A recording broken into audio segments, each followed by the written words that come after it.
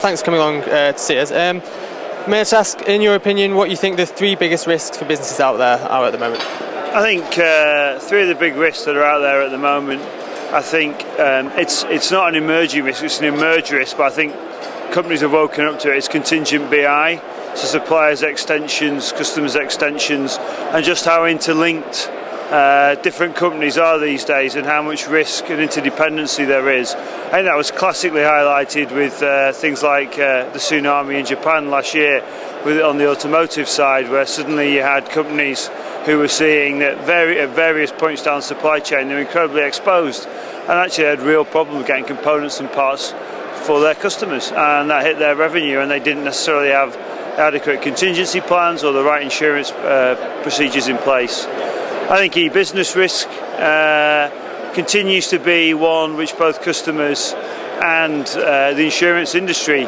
grapples with.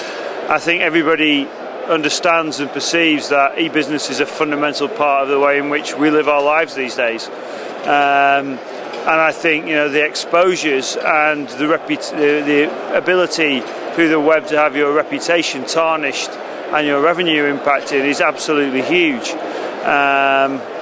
But I think as an insurance industry and as a set of customers, we haven't yet come up with the right response, the right set of limits, and we need to work together to figure that out. And I think the obvious one, the big one at the moment, is obviously the economic risk, which falls out of what's going on in Europe at the moment. It's on our TV screens and in the newspapers every day. So they would probably be the big three, if you like. All right, thank you. That's great.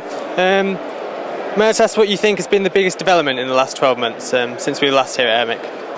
Yeah, I would say probably the biggest development is, and it's been going on since the end of 2008, is the economic situation. I think customers are faced with huge pressures financially and huge uncertainty, and I think that spreads into the insurance market as well, because I think what we're seeing is a period where prices continue to be low, margins continue to decrease for customers, for brokers and for insurers, and actually a combination of things like the cat losses, which were capital events, cat balance sheet events last year, Solvency II on the horizon, although continually being delayed, and obviously we've got the big sovereign debt potential issues on certain insurance companies' balance sheets, which again is obviously a big development. And I think if I were a customer, then financial security would be and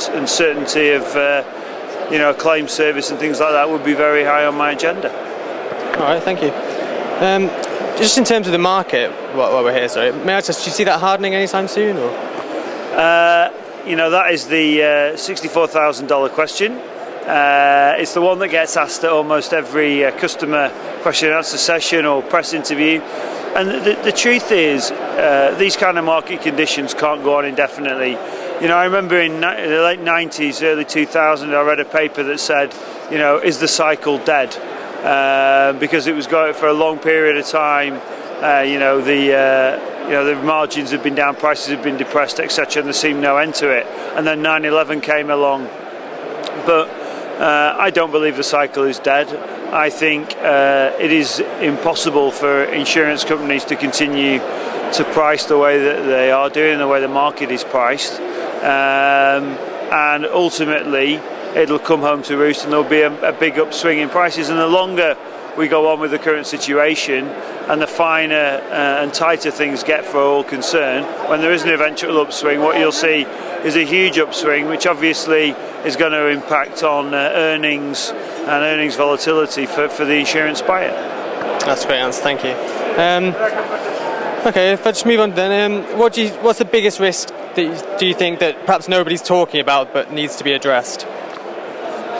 I think it's again linked to the economic side of things. I think as an industry we haven't yet got our heads around what happens if the Eurozone does implode. What happens if a number of, particularly say the PIGS economies, drop out of the Eurozone and they have to go with a smaller Eurozone in the future? You've got a huge devaluation of currencies. which obviously impacts on values and on indemnity settlements and all those kinds of things. And I think partly I was chatting to a customer in Italy the other day, and partly I think some of the lack of planning is down to the fact that people believe that in the event of a real Eurozone implosion, there is very little that can be done, in the way of scenario planning. But I think we have to front up and we have to address what could be some fairly difficult issues. And the economically we have to do it, and I think as an insurance industry we've got to start to do it. Thank you. And then on a final note, what's the biggest personal risk you've ever taken? Well, working in the insurance industry, I am fairly risk averse. So this morning I went for Weetabix instead of cornflakes for breakfast, and that's about as big a risk as I take.